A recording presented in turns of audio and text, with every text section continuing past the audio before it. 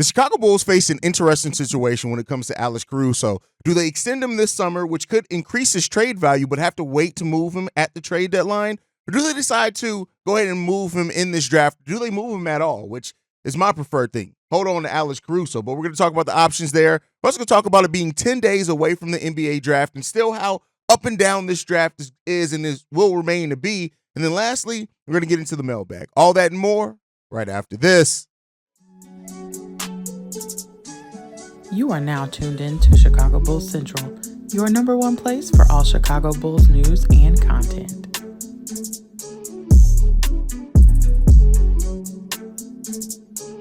What's going on, Bulls fans? Welcome to another episode of Chicago Bulls Central, your number one spot for everything Chicago Bulls related. I'm the host there, Haize, but more importantly, you guys can follow the channel at Bulls Central Pod on every social media platform we happen to be on. With that being said, let's go ahead and get into the content for today. First of all, before the content, happy Father's Day. Happy Father's Day to all the fathers out there, everybody who's a big and great part of Chicago Bulls Central. Happy birthday to my pops, and just happy birthday to everybody out there. I'd be all day if I list everybody by name, so I know deserves an amazing happy Father's Day, but happy Father's Day to all the fathers out there, and hopefully you guys are being celebrated. But let's go ahead and get into it for today. So Alex Caruso has been, of course, a hot topic. We even talked about on yesterday's episode how he was listed as one of the 10 best trade assets out in the open or potentially out in the open market this offseason that could be acquired. And when it comes down to it, we don't know exactly what the Chicago Bulls are planning to do with Alex Caruso this offseason. A lot of Bulls fans would love to see Alex Caruso stick around. Some Bulls fans would like to see Alex Caruso be moved because he does have the highest trade value and where this team is. Unfortunately, it's not because Alex Caruso is a bad player. You know, people got to stop thinking that if you want somebody traded, it's because they're bad. Like, matter of fact, we got to stop the whole narrative around, hey, if somebody's being bad, let's just trade them, because usually that means no value. People are looking at where the Chicago Bulls are and realizing that this team is far away from truly being competitive. And because of that, they're saying, hey, let's try to recoup some assets by moving on from Alex Caruso. I see the value in also keeping somebody like Alex Caruso on your roster as long as they want to be here. You know, there's been some people who question, like, would Alex Caruso, want to stay here? Does he want to go and compete for a title? It's nothing that we've really heard through, like, any type of news source. It's just something that some people understandably question. But the Bulls sit in a place right now with Alex Caruso where they can do one of a multitude of things. They could trade Alex Caruso at this draft or even in the offseason before the extension period, and they could look to get something back, whether that's picks in this year's draft, next year's draft, a combination of both, whatever that is. We do know that the Bulls still hold quite a high trade value for Alex Caruso and wanting 2 first-round picks, whether they're protected or whatever else. Then you have the option of extending Alex Caruso. Alex Caruso is eligible for a 4-year contract that will be up to $78.8 million that will leave him under contract into the 2028-29 season. So that's something that's there for the Chicago Bulls. But the thing is if the Bulls do extend Alex Caruso, they will not be able to move him until the trade deadline, which maybe not be a bad thing, right? You see how this team, whatever changes you make, you see if this team is getting closer to that level of competitiveness that you want, and then maybe you're moving Alex Caruso for additional picks in the 2025 draft, which is a much deeper draft, but that is what the Bulls are sitting at. Do you move him now in this offseason, whether it be for draft assets, young players, whatever it is? Do you extend him and look to hold on to him and hope that he's just going to play out the rest of his contract here in Chicago, which, if he affects the culture and things like that? Or do you extend him, which could increase his trade value because then a team would not have to worry about potentially losing him at the end of the season for nothing if they do move on from him, which, that being said, if he is traded to another team, they could also work out an extension with him. But those are the options ahead of the team this offseason when it comes to one Alex Caruso. I have my preference, right? I would love to see Alex Caruso stay on this Bulls team. I think that Alex Caruso is a really good player, but you'd be remiss to the injury concerns. His style of play always kind of leads him to being injured, missing a bunch of games, things like that, even though he played tons I think he played the most games in his NBA career last year in doing that for the Chicago Bulls. But there are still some of those legitimate questions there that people have. So we'll have to see what comes down to that when it's all said and done. But we'll see. Let me know what you guys' thoughts on what you think the Bulls should do with Alex Caruso when it's all said and done. Do you want to see the Bulls keep him? Do you want to see them move him? Let me know that down below. With that said, let's move into the next topic for today. And that is, it's 10 days until the NBA draft. Now, a 2-day experience. The draft will be held on the 26th and 27th. And now we have to ask ourselves, what are we doing? What are the Chicago Bulls doing? And the Bulls still sit in a place where there's a lot of options for them. Trading up, trading back, staying the same, just drafting whoever you think's available. Are the Bulls going to look to get more assets? How active are they going to be? With Zach LaVine being on the trade block, things like that. This draft night could be one that is really exciting for the Chicago Bulls as far as a number of moves.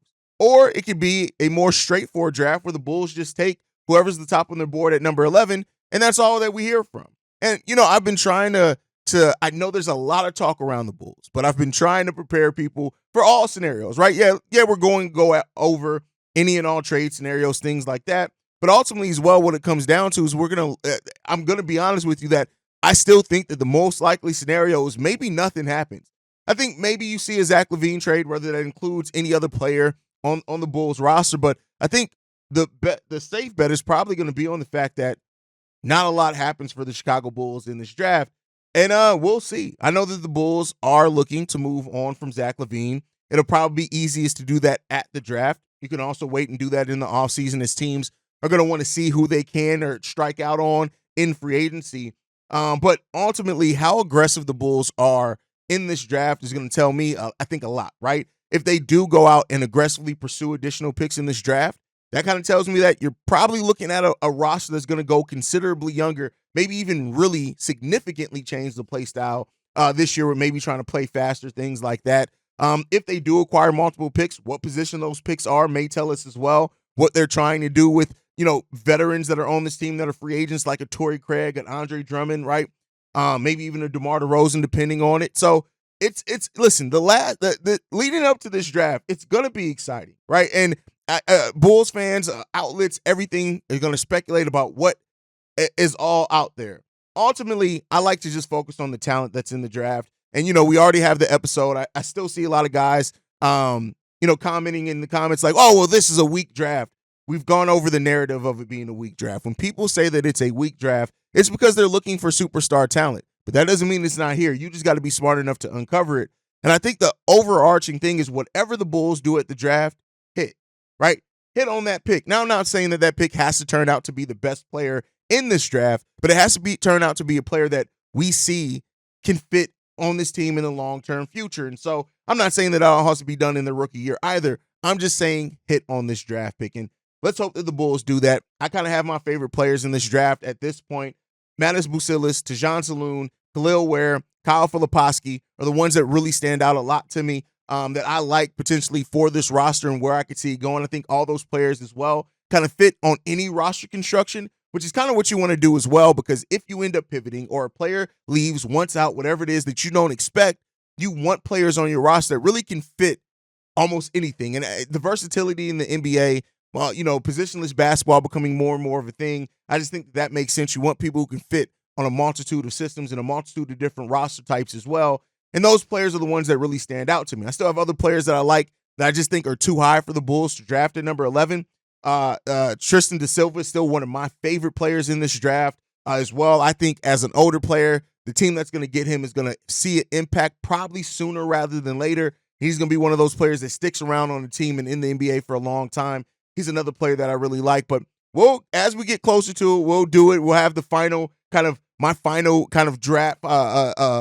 board for the Bulls that we'll get into the day before the draft. So we'll get into that one. That would be the daily episode that day. But this could be a fun draft. And I think there's a lot of talent there that while people have focused kind of on the weak draft mindset, they've made them think that there's not quality talent here. And there's a lot of quality talent in this draft.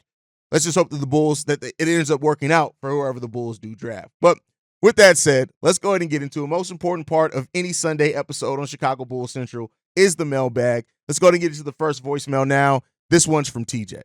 Yo, what's up, Haize? It's TJ. Man, I know I don't usually read these types of voicemails. I typically be asking the questions and shit, but bro, it's hitting the heart, man. I had seen one of Zach LaVine clips on Twitter. They talking about he going to the Magic and stuff, and they had showed like a little clip of him doing his workout. Man, all I be thinking is I still remember when we first traded for Zach LaVine and how excited I was, because that was the trade that kind of reinvigorated my my fandom because I was kind of not down and out, but I was kind of like, I knew the Bulls was bad ever since we had got rid of Jimmy, Nate, and D Rose. I was like, I know we bad. I don't even want to tune in for real. And that Zach LaVine trade is what kind of got me back into it. I had high hopes for Zach. I appreciate everything he had put in for this team. He had put his blood, sweat, and tears for this team, but we was just trash.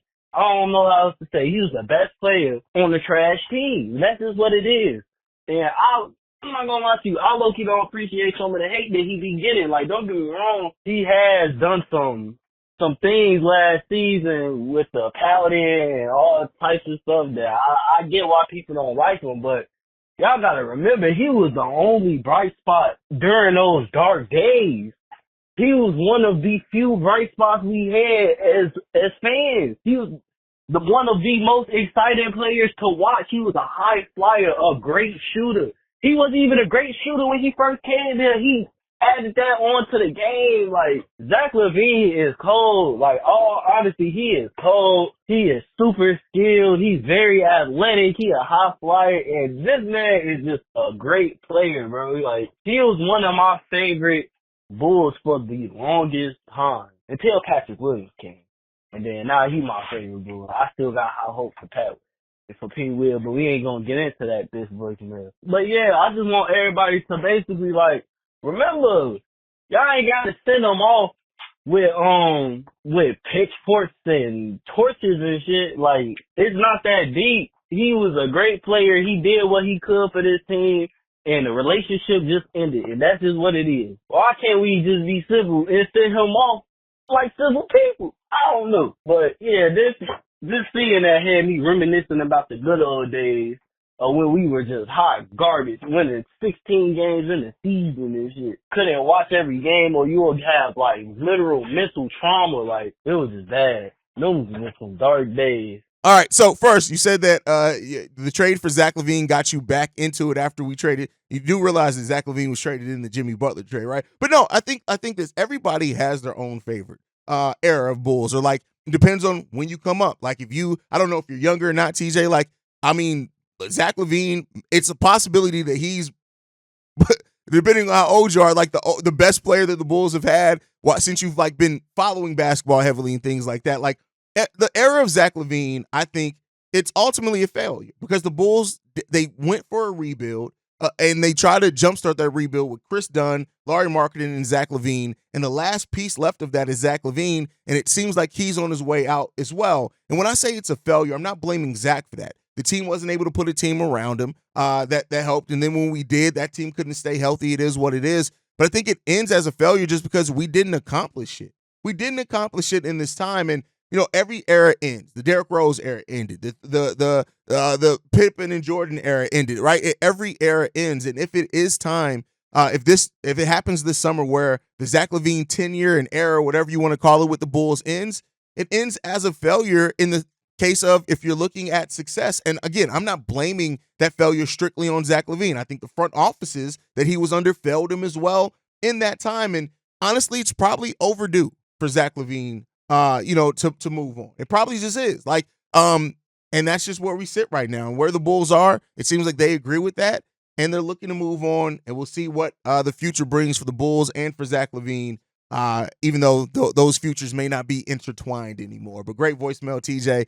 Let's get into this next one. This one's from Reginald. Hey, I just had a dumb idea. What do you think the chances of the Bulls trading Philly Donovan for Lakers for like a second round draft pick? I mean, at this point, any decent coach would not sign with the Lakers simply because whatever LeBron James wants for at least these next 2 years, he's going to get. They're probably going to spend way most of the traffic, and he's going to sign a big contract. So they're always going to be signing guys like 1 year vet minimum. And we all know Billy's really got like 2 years left on his current deal, and it means Jared Reingold is probably going to get him to sign for like 10 years more sometime during the season. But if Billy Donovan was to leave, who do you think would be a good possible replacement for him?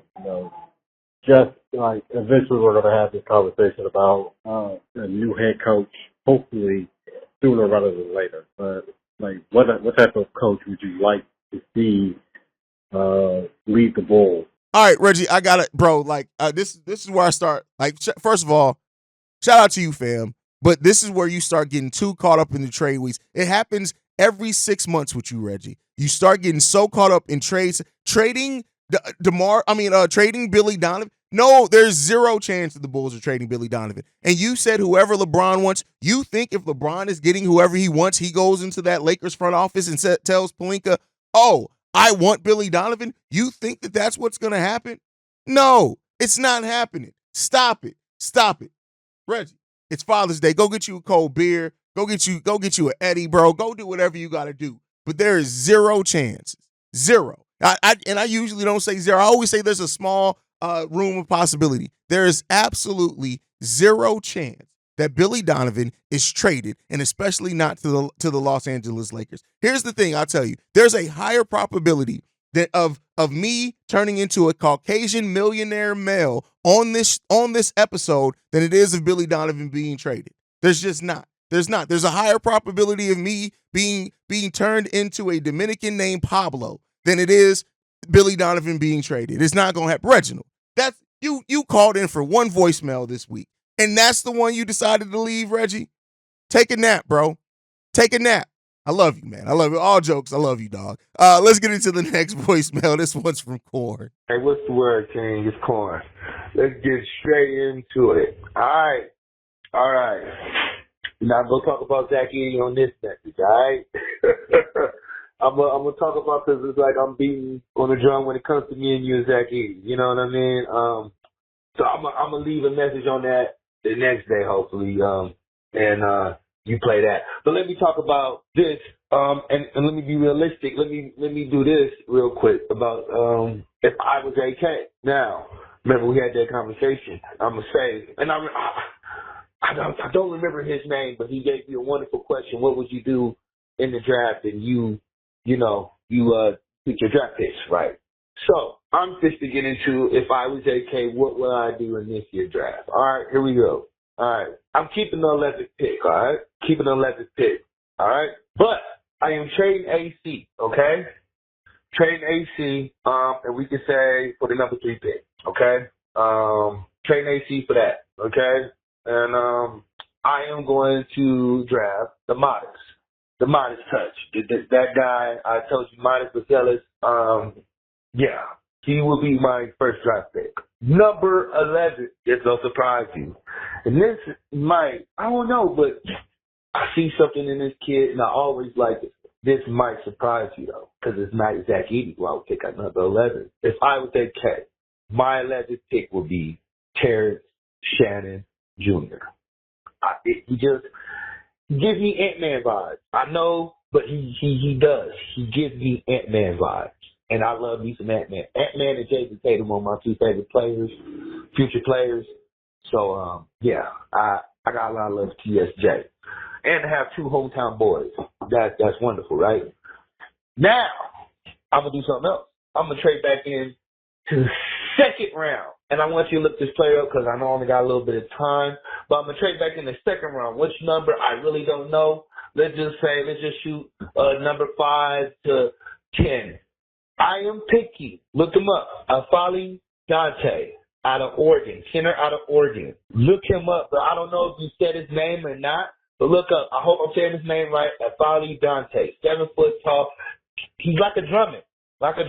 Going to block shots, he's going to rebound, and he got hell of energy. Love you, King. Bless. Listen, you got to stop playing video games, bro. Like I get it. Like, we're gonna trade this, and then we're gonna get a second, and we're gonna get come on now, bro. Like the Bulls ain't gonna do all that, man. Like, let's just be clear. But I wouldn't be mad at that. I think that the question I would have is Mattis Bucilis and Terrence Shannon Jr.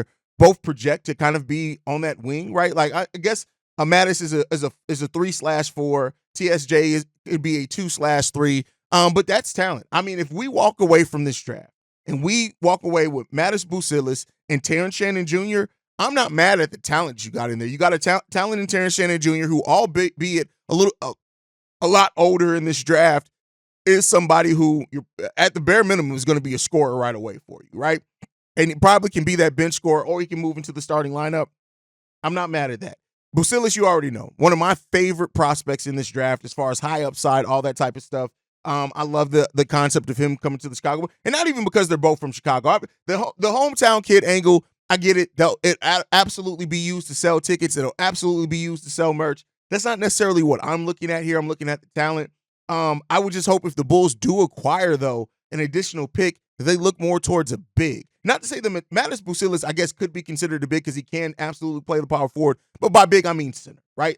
I think that would be kind of more my hope there, but I wouldn't be mad at that. Wouldn't be mad at that at all, Corn. Got to throw you some fun, though, brother. Let's get into the next voicemail. This one's from Vaughn. What's up, Haize? This is Vaughn. So I wanted to know what would be your preferred combination. Let's assume that the Bulls trade Alex Caruso and get back in the draft. Maybe they trade him to the Thunder and get the number 12 pick. So in this scenario, I'm assuming we got 11 and 12, all right? Just hypothetically. What combination would you like to get on this team? Would you like to get a center and a guard or a center and a forward? I think at first I wanted, a center and a forward. I was thinking like a Khalil Ware and a Tajon Saloon. But I think lately, in the scenario that we trade Caruso and get another pick, and also trade Zach, of course, I want to be opposed to, getting a guard too.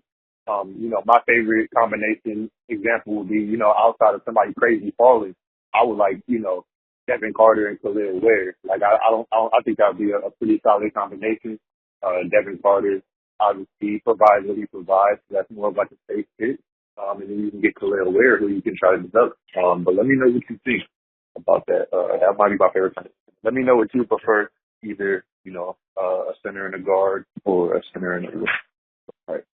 But I got to tell you, bro, I don't care about the position. Like, I care about the talent overall. And maybe it's the Devin Carter thing that got me into this, but overarchingly, when you're in a draft that people are expecting to be weaker, I care about the talent that you get out of it. Yeah, would I like the Bulls to get a power forward and a wing or something like that?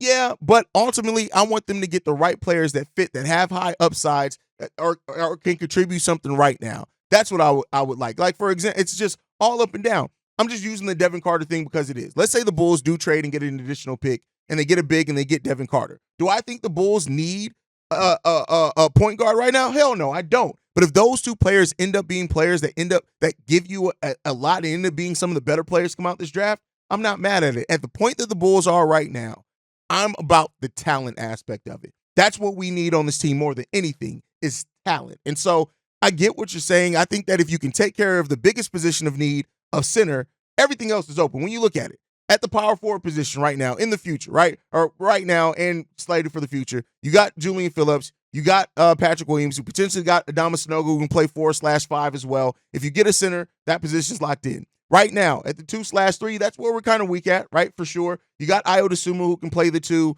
You got Alex Caruso there. You got Dalen Terry, who maybe can, play some 2/3 for you in the future as well. Julian Patrick Williams can also play the 3. So you got some overlap there. Guard position, you got Kobe, you got Ayo for future pieces, you got Caruso there now. If you were to get, so at this point, I don't care. Go out and get talent. That's what it comes down to for me. It's not about a specific position other than the center. I would love the Bulls to get a center, but overarchingly, get the best talent in this draft, or the best talent that's on the board when you pick.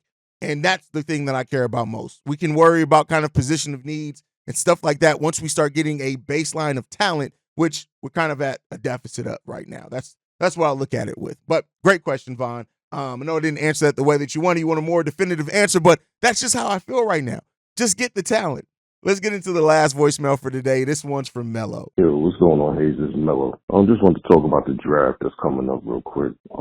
I see they're talking about Devin Carter got a promise from the Bulls. I'm not really feeling that because, and it's not a knock on Devin Carter because I think he'll be a good player in the NBA, but he's not a player that the Bulls really need right now. And if they take him, it's just, to me, making it seem like they're okay with it being where we are right now because it's nothing where it's a high ceiling type of guy. And I'm looking at a lot of the pre-draft stuff, and I looked at a couple of things on this particular player, and I think if he's there, they should take Tyler Smith. There's nobody on the Bulls from the big position, any of the forwards that can do what he does or brings what he brings. The kid is good.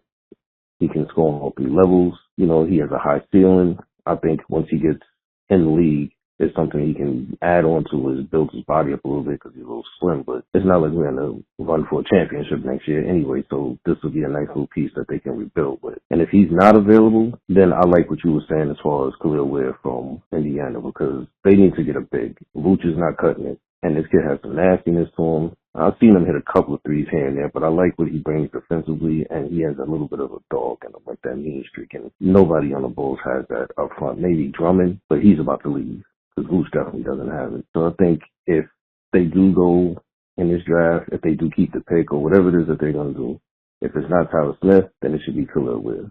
But I don't agree with the whole Devin Carter thing because he's not better than Kobe. And he's not better than Io. So where are you going to play him? Is he going to come off the bench? So you're going to use the 11th pick to take a guy that's going to be a bench piece for the next few years because Kobe and Io are signed through the next few years unless they make a move to trade him and package him in a Zach deal possibly or whatever the case may be. But I think Tyler Smith, if he's there, should be the guy. If not him, then Khalil Ware. But let me know what you think, bro. Oh, and also, happy Father's Day, bro. Listen, Tyler Smith will be there because he's dropped in a lot of mocks. Seems like he's originally slated to go right outside the lottery. A lot of people were thinking he's going to go more towards the 20s. So he would be there. The question is would he be a reach? Now, you said that he's a 3-level scorer. He's really not. He's a player that if he's not dunking off lobs or something like that or in transition, he struggles hugely finishing around the rim. That just is what it is. He struggles at that mightily right now. That's probably one of the weakest side of his game. He only made 43.1% of his layup attempts. That's not good. That's not good. Now, the three-point shooting, mid-range shooting, the projected to be a really good defender, even though his pick-and-roll defense has been kind of questionable at some point. But I like Tyler Smith. He started off as one of my favorite prospects in this draft, but Khalil Ware kind of passed him up a lot on that. Khalil Ware and Filipowski kind of passed him up. But I can understand why you like him for sure. I do think you're undervaluing Devin Carter as well as a little bit on his talent because you just say, yeah, he's not going to start, so what is he going to do, come off the bench? Yeah, but as we've seen in the playoffs, bench guard depth is really important, especially if it's a high-quality bench guard depth. And I think Devin Carter projects to be that at minimum. So, you know, you got to kind of play that. But again, like you said, I agree he's not a position of need right now. And more so if we only going to have one pick, I'd rather us focus on a position that we really need the talent at. But, yeah, we'll see what happens with that, Mello. But great voicemails from everybody. Thank you guys so much for tuning in, especially on Father's Day. Go out and enjoy your Father's Day. Get drunk, whatever you want to do, man. Make sure you guys are following the show at Bull Central Pod. You can send us any feedback, questions, comments, concerns. BullCentralPod@gmail.com. Lastly, if you want to leave a text message and our voicemail for the mailbag, the number to do so, 773-270-2799. We are the number one spot for everything Chicago Bulls related. That's thanks to you guys. And like I like to end every episode on, go Bulls. Love you guys. See red if you can, y'all. Peace. This has been a presentation of the Break Media.